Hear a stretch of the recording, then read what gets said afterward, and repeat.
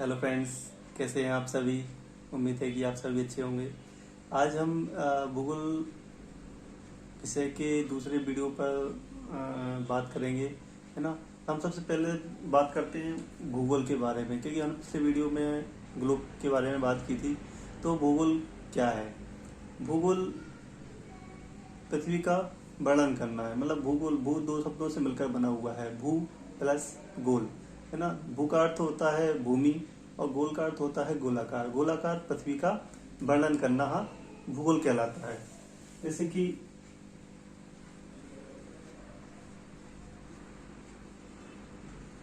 भूगोल, है ना। हम भूगोल के बारे में चर्चा कर रहे हैं। तो भू होता है भू प्लस गोल। भू का अर्थ होता है भूमि और गो का अर्थ होता है गोल। तो क्या होता है?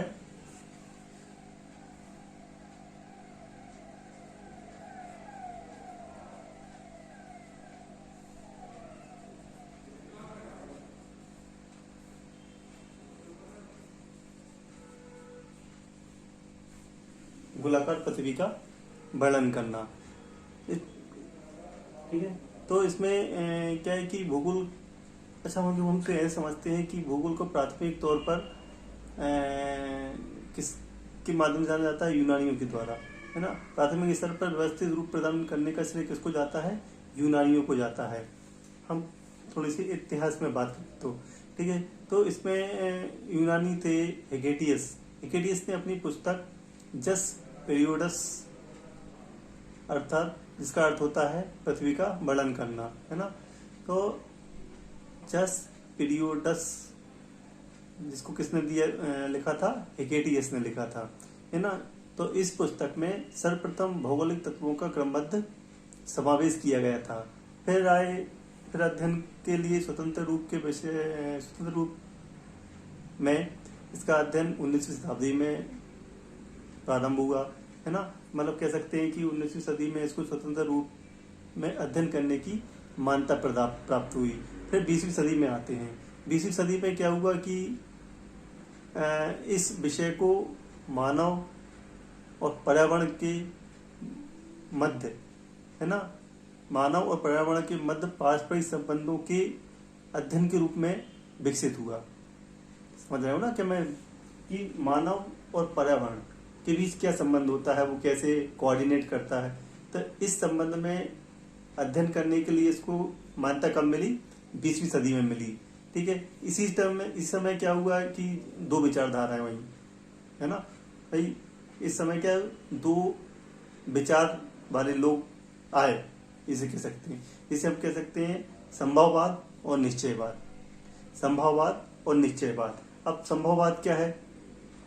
अब संभववाद में इसके अनुसार पर्यावरण में परिवर्तन करने में समर्थ है। कौन? संभववाद में क्या है कि मनुष्य या मानव, है ना, मनुष्य या मानव पर्यावरण में परिवर्तन करने में समर्थ है तथा वह प्रकृति प्रदत्त अनेक संभावनाओं को अपने इच्छा के अनुसार उपयोग कर सकता है। मतलब प्रकृति ने मनुष्य को जो जो चीजें दी हैं, प्रकृति ने, जिसे कहते हैं प्रकृति का वरदान, प्रकृति ने वरदान के रूप में जो जो मनुष्य को दी है, वह अपनी उपयोग के अनुसार, आवश्यकता के अनुसार, नीड के अनुसार वह उसे उपयोग कर सकता है। ठीक है। अब ये विचारधारा किसने दी? तो ये विचारधारा भूगोल वेत्ता ने दी थी। इनका नाम था वाइडल डी ला ब्लास। ठीक है।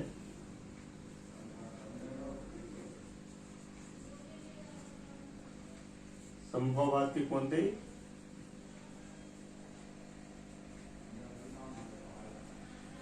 वाइडल डी ला ब्लास, है ना। वाइडल डी ला ब्लास। ठीक है।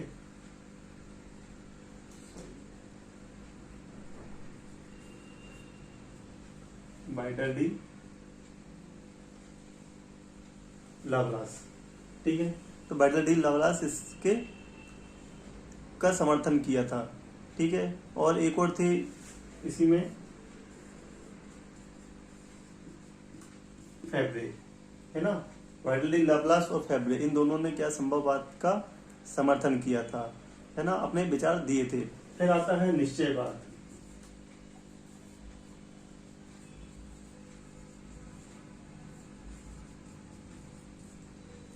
निश्चयवाद, अब निश्चयवाद क्या है? निश्चयवाद में क्या कहा गया कि इसके अनुसार मनुष्य के सारे काम पर्यावरण द्वारा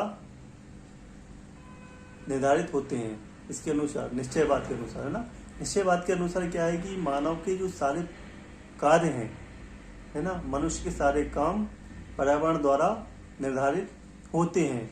अतः मनुष्य वह प्रकृति प्रदत्त अनेक संभावनाओं को अपनी इच्छा के अनुसार उपयोग कर सकता है। ये किसकी थी?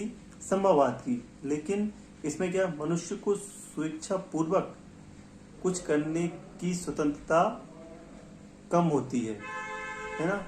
संभववाद में क्या था? संभववाद में क्या था कि मनुष्य अपनी आवश्यकता के अनुसार चीजों का उपयोग कर सकता था प्रकृति प्रदत्त द्वारा। लेकिन निश्चयवाद में क्या है कि प्रकृति प्रदत्त जो संभावनाएं हैं उनका उपयोग स्वतंत्रता पूर्वक कम कर सकता था, है ना, मतलब उसको स्वतंत्रता नहीं है ना। तो इस विचारधारा के समर्थक कौन थे? रिटर और रेडजेल, है ना। इसके कौन थे? रिटर एंड रेडजेल, ठीक है। रिटर और रेडजेल ये कौन है? नवीन निश्चयवाद के संस्थापक भी हैं, है ना। ये कौन है?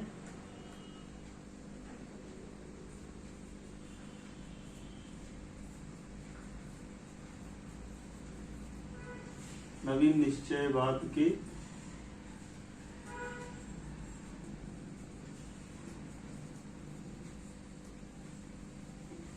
निश्चयवाद के संस्थापक भी हैं। कौन? रिटर और रेडजेल। इसके बाद हम अच्छा ठीक है, ये सारी चीज हो गई। फिर इसके बाद दो और हैं, है ना।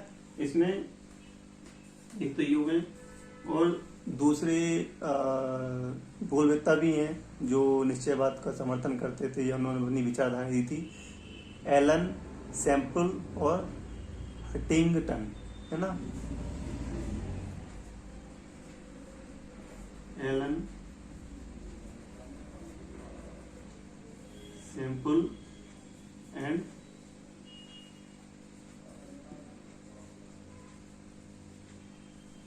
और हटिंगटन, इन्होंने भी क्या निश्चयवाद का समर्थन किया था। समझ आए ना, संभववाद और निश्चयवाद। मतलब संभववाद में मनुष्य अपने आवश्यकता के अनुसार प्रकृति प्रदत्त चीजों को उपयोग कर सकता था। लेकिन निश्चयवाद में प्रकृति प्रदत्त संभावनाओं का स्वतंत्रता पूर्वक उपयोग करना पॉसिबल कम है या कम होता है ना। ठीक है, दोनों में अंतर समझ में आ गया आप लोगों को? ठीक है, फिर हम आगे चलते हैं। ठीक है, ऐसी सारी चीज हो गई, स्क्रीनशॉट ले सकते हैं आप इसका।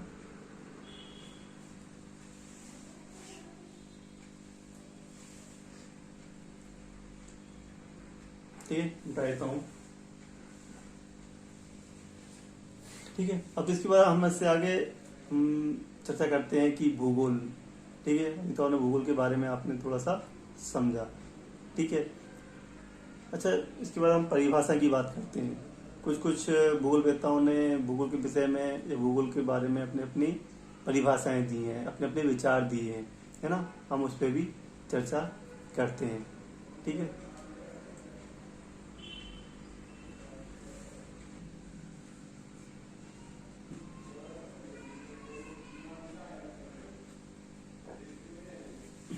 ठीक है, अब हम करते हैं परिभाषा।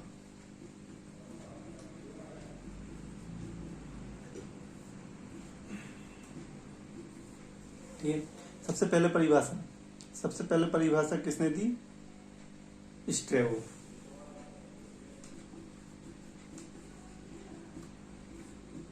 है ना। स्ट्रैबो ने दी है। स्ट्रैबो के अनुसार स्ट्रैबो ने क्या कहा कि भूगोल एक ऐसा स्वतंत्र विषय है ना, भूगोल एक ऐसा स्वतंत्र विषय है जिसका उद्देश्य लोगों को विश्व, है ना, इसका उद्देश्य लोगों को विश्व, आकाशीय पिंडों, स्थल, महासागरों, जीव जंतुओं, वनस्पति, फलों तथा भूस्थल खंडों, धरातल के क्षेत्रों में देखी जाने वाली प्रत्येक अन्य वस्तु का ज्ञान प्रदान करना। समझ आना। स्टोबो के अनुसार क्या था कि जिसका उद्देश्य लोगों को विश्व, है ना, लोगों को विश्व, आकाश पिंडों, स्थल, महासागरों, जीव जंतुओं, वनस्पतियों, फलों, स्थल, धरातलों आदि का वर्णन या ज्ञान प्रदान करना था। मतलब कि पर्वत, पठार, मैदान, वनस्पति, तालाब, महासागर, महाद्वीप, इन सब का अध्ययन या मनुष्य को इनके बारे में बताना, है ना, जानकारी प्रदान करना, इसका उद्देश्य भूगोल का यही है स्ट्रोबो के अनुसार। फिर इसके बाद दूसरे नंबर पे आए, दूसरे नंबर पे भूगोलवेत्ता आए कौन, कि अपने कैलेडियस और टालमी, है ना, कैलेडियस और टालमी।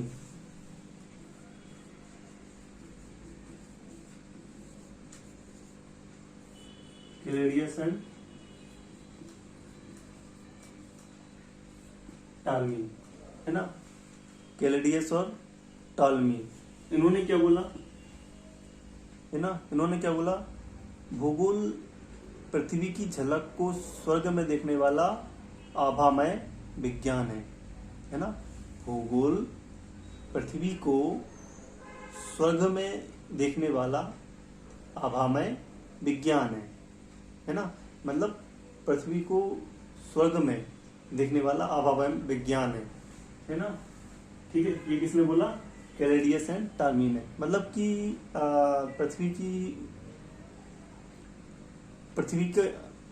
पृथ्वी को मतलब स्वर्ग के समान माना है। यहाँ पे हरियाली है, नदी, पहाड़, पर्वत, समुद्र, सागर, महासागर, महाद्वीप, है ना, मतलब इतनी सुंदर है कि उसको स्वर्ग से तुलना की हुई है। ठीक है, तीसरी परिभाषा आती है कि भूगोल वह विज्ञान है जिसमें पृथ्वी को स्वतंत्र ग्रह के रूप में मान्यता देते हुए, है ना, भूगोल वह विज्ञान है जिसमें पृथ्वी को स्वतंत्र ग्रह के रूप में मान्यता देते हुए उसको समस्त लक्षणों, घटनाओं एवं उसके अंतः संबंध का अध्ययन किया जाता है ना। आ रहा है समझ में कि भूगोल वह विज्ञान है जिसमें पृथ्वी को स्वतंत्र ग्रह के रूप में मान्यता देते हुए उसके समस्त लक्षणों, घटनाओं और उसके अंतर संबंधों का अध्ययन किया जाता है ना। तो ये किसने दिया था, ये परिभाषा किसने दी थी, कार्ल रेटन ने, है ना, इसके अनुसार। ठीक है, मतलब पृथ्वी पर जितनी भी घटनाएं घटित हो रही है उसका अध्ययन भूगोल के अंतर्गत करते हैं। ठीक है, फिर इसके बाद आता है चौथी परिभाषा, है ना। फोर्थ परिभाषा क्या है कि भूगोल में पृथ्वी के उस भाग का अध्ययन किया जाता है जो मानव के रहने का स्थान है। समझ रहे हो, भूगोल में उस भाग का अध्ययन किया जाता है, भूगोल में उस भाग का अध्ययन किया जाता है जो भाग मानव के रहने का स्थान है या उसके रहने लायक है, उस जगह का ही हम उपयोग करते हैं। जैसे कि भाई किसी गांव शहर का करते हैं या नदी का करते हैं जिसके आसपास लोग रहते हैं, है ना। ठीक है, तो उस चीज़ का अध्ययन करते हैं। या किसी भूमि को हम वहाँ रहने लायक बनाना हो तो हम उस चीज़ का वहाँ पे अध्ययन करते हैं। तो ये किसने कहा था, आर्थर होम्स ने।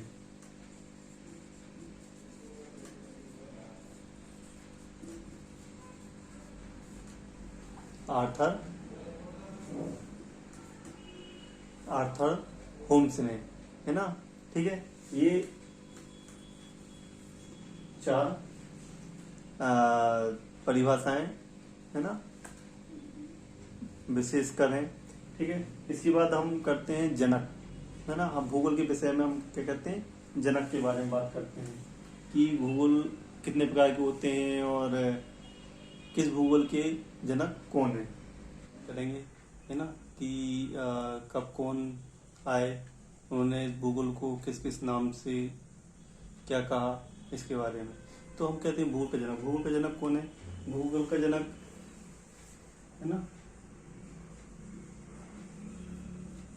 जनक, है ना। तो सबसे पहले आते हैं भूगोल के जनक।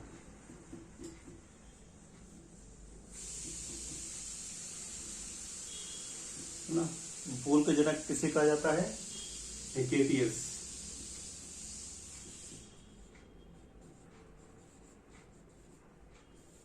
है ना, हेकेटियस ये क्या भूगोलविद थे, ये सब यूनान के, है ना। तो हेकेटियस। फिर इसके बाद आते हैं भूगोल के जनक हो गए, कौन है? हेकेटियस है। इसके बाद वर्तमान भूगोल के जनक कौन क्या कहे जाते हैं, है ना।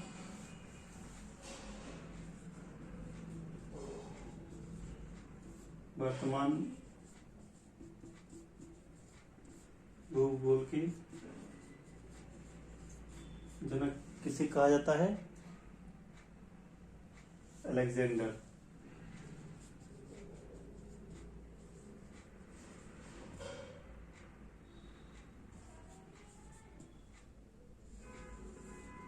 अलेक्जेंडर वॉन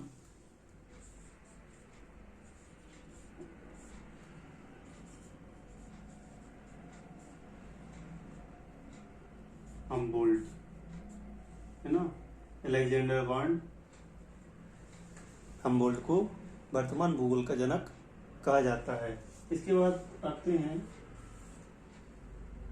भूगोल का पिता।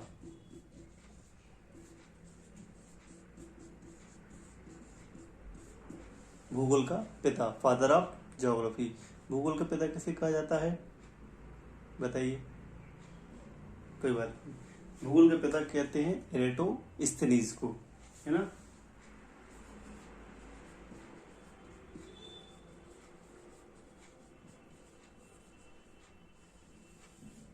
एरेटोस्थेनीज को भूगोल का पिता कहा जाता है। एरेटोस्थेनीज कौन थे? ये यूनान के भूगोलविद थे, प्रसिद्ध भूगोलविद थे, गणितज्ञ थे, कवि, है ना। इन्होंने भूगोल को एक अलग शास्त्र के रूप में प्रदर्शित किया, इसलिए इन लोगों को क्या है, व्यवस्थित भूगोल का जनक भी कहा जाता है। ठीक है, इन्हीं को क्या कहा जाता है?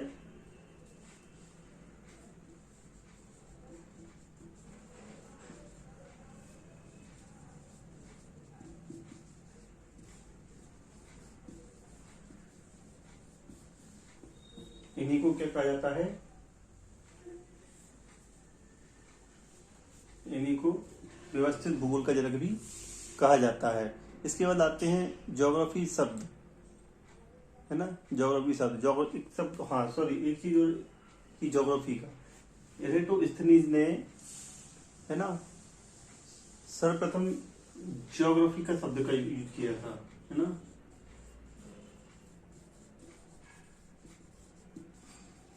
है ना, ज्योग्राफी का शब्द का यूज किया था एरेटोस्थेनीज ने, है ना।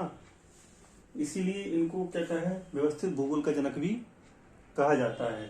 ठीक है, इसके बाद आते हैं हम, ठीक है, इसके बाद आते हैं ज्योग्राफी का शब्द का प्रथम प्रस्तावक कौन था। ठीक है, तो जैसा कि मैं बताइए कि ज्योग्राफी शब्द का यूज किसने किया? सर्वप्रथम एरेटोस्थेनीज ने किया। ठीक है, इसी वजह से इनको क्या कहते हैं, व्यवस्थित भूगोल का जनक भी कहा जाता है। ठीक है,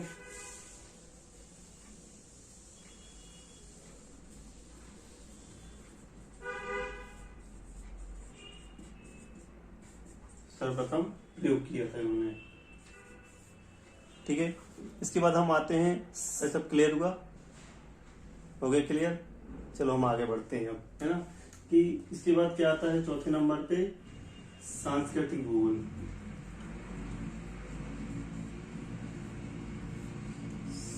सांस्कृतिक भूगोल है ना।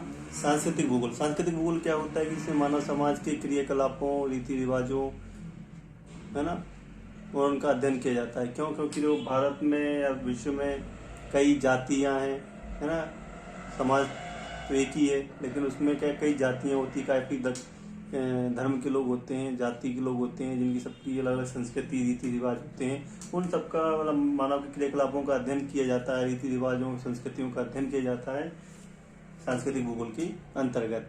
अब सांस्कृतिक भूगोल, ठीक है, अब सांस्कृतिक भूगोल के जनक किसे कहा जाता है? कार्ल ओ सावर्ट कहा जाता है।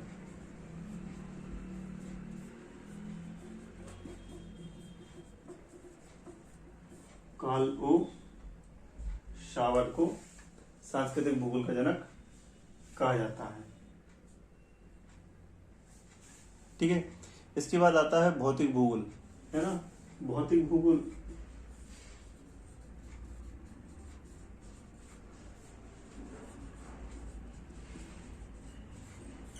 भौतिक भूगोल क्या होता है? भौतिक भूगोल, देखो भूगोल दो प्रकार से हम समझ सकते हैं कि मानव भूगोल और भौतिक भूगोल, है ना। मानव भूगोल, अब प्राकृतिक भूगोल, ठीक है, ह्यूमन ज्योग्राफी और नेचुरल ज्योग्राफी, ठीक है।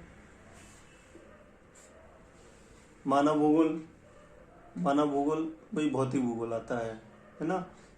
इसमें मानव क्रियाकलापों का अध्ययन किया जाता है, ठीक है। इसके जनक कौन है? प्राकृतिक भौतिक भूगोल के जनक कौन है? पॉलीडोनियम।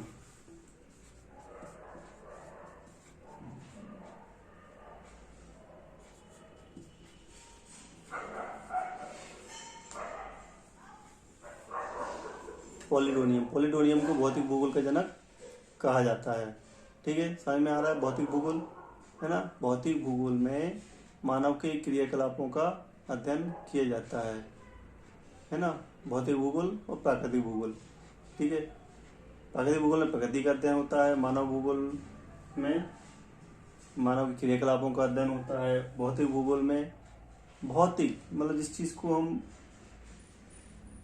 है ना, मतलब भौतिक भूगोल मतलब जिनको या मानव द्वारा निर्मित चीजें होती हैं, ठीक है, वो भौतिक भूगोल के अंतर्गत चीजें आती हैं, ठीक है। पॉलीडोनियम। इसके बाद आता है गणितीय भूगोल।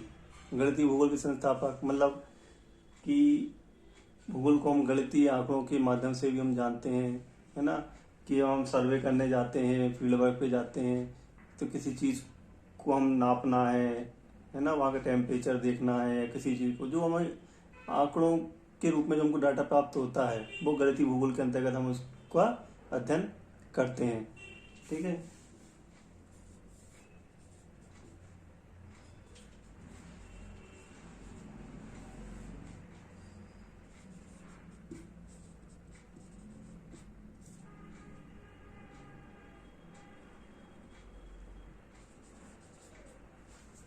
गणितीय भूगोल, है ना। तो गणितीय भूगोल के संस्थापक किसे कहते हैं? थेल्स व एनेक्सीमिंडर को।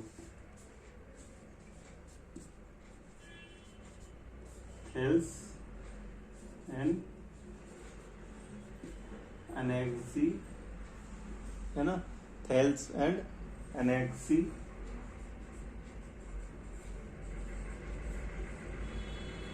मिंडर को गणितीय भूगोल का जनक कहते हैं, ना। आपने मैथमेटिक्स में पढ़ा होगा थेल्स का नियम, तो वही चीज है, ठीक है। इसके बाद आता है विश्व ग्लोब का निर्माता।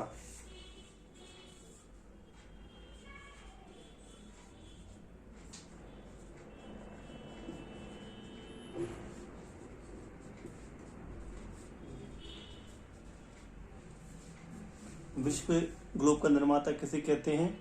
मार्टिन बेहम का, जो किस्सा कि मैंने लास्ट वीडियो में आपको बताया था। मार्टिन बेहम, ठीक है। ये कौन थे? जर्मनी के भूगोलवेत्ता थे, ठीक है। इसके बाद आता है विश्व मानचित्र के निर्माणकर्ता कौन है ना।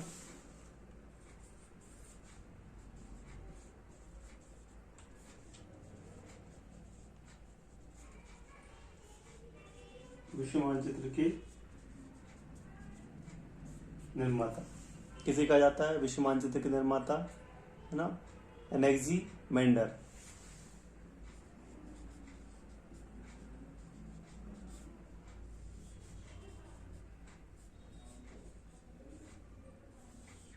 एनेक्सीमेंडर को विश्व मानचित्र का निर्माता कहा जाता है ना। इसके बाद आता है भौगोलिक विश्वकोश का रचनाकार, है ना।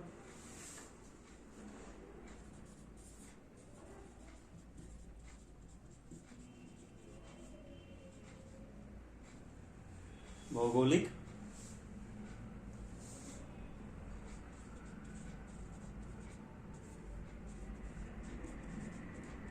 विश्वकोश का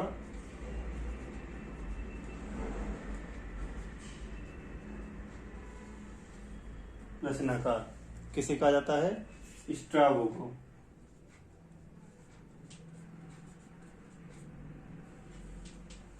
स्ट्राबो को, ठीक है। ये चीज समझ में आई, ठीक है। क्या होगा? भूगोल के जनक किसे कहते हैं? हेकेटियस को कहते हैं। वर्तमान भूगोल के जनक किसे कहते हैं? अलेक्जेंडर वन हमबोल्ट को बोलते हैं।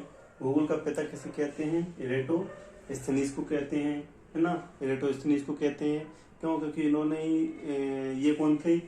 यूनान के भूगोलविद थे, कवि थे, गणितज्ञ थे, है ना, और संगीतज्ञ भी थे, ठीक है। तो इन्होंने भूगोल को एक अलग अध्ययन शास्त्र के रूप में वर्णित किया था, जिसको उन्होंने सर्वप्रथम ज्योग्राफी का शब्द का यूज किया था उसके अध्ययन के लिए, है ना। इसलिए इनको सर्वप्रथम यूज किया था, इसलिए इनको व्यवस्थित भूगोल का जनक भी कहा जाता है। फिर आती है सांस्कृतिक भूगोल। सांस्कृतिक भूगोल क्या होता है? इसमें मानव समाज की और उनकी जातियों की संस्कृति और रीति रिवाज का अध्ययन किया जाता है। फिर आता है भौतिक भूगोल है। भौतिक भूगोल क्या होता है? भौतिक भूगोल में आप पर्वत, पठार, मैदान, इन चीजों का हम अध्ययन करते हैं, ठीक है। इसके बाद, ठीक है, और इसके बाद आप आता है गणितीय भूगोल। गणितीय भूगोल क्या होता है? इसमें आंकड़ों का अध्ययन किया जाता है। जब हम सर्वे करते हैं या आंकड़ों के रूप में हम जो डाटा कलेक्ट करते हैं, उनका हम अध्ययन गणितीय भूगोल के अंतर्गत करते हैं। जिनके जनक कौन थे? थेल्स और एनेक्सीमेंडर।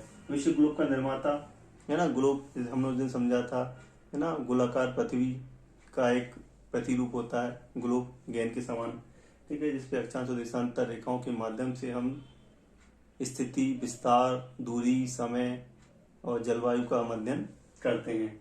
इसको किसके निर्माता कौन थे? मार्टिन बेहम थे। ये कौन थे? जर्मनी के थे। इसके बाद विश्व मानचित्र का निर्माता कौन है? एनेक्सीमेंडर। मानचित्र, है ना, विश्व मानचित्र। मानचित्र क्या होता है कि पृथ्वी का जो प्रतिरूप है या ग्लोब है, ग्लोब को एक समतल रूप में देखना, है ना। ग्लोब गोल होता है पृथ्वी के समान, लेकिन मानचित्र क्या होता है? समतल होता है। इसको एक फैला के देख लेते हैं, गोल ना होके एक समतल कागज में देखा जाता है, ठीक है। फिर विश्व मानचित्र के निर्माता एनेक्सीमेंडर, है ना। और भौगोलिक विश्व कोश का रचनाकार कौन है? स्ट्रैबो। ओके, ये आज का टॉपिक हमारा यही पे कंप्लीट होता है ना। आपको कोई क्वेश्चन हो तो आप मुझे अपने कमेंट बॉक्स में आप कमेंट कर सकते हैं। आपको ये वीडियो अच्छा लगा हो तो आप इसे लाइक कीजिए, शेयर कीजिए और सब्सक्राइब कीजिए, इस ना, जिससे कि मैं आपके लिए ज़्यादा से ज़्यादा अच्छे से अच्छे वीडियो में और ला सकूं और मेरा मनोबल भी बढ़ता रहे, है ना। तो ठीक है, आज के लिए बस इतना ही। नेक्स्ट वीडियो लेकर हम जरूर आएंगे नए टॉपिक्स के साथ, ठीक है। Okay, thank you so much. जय हिंद।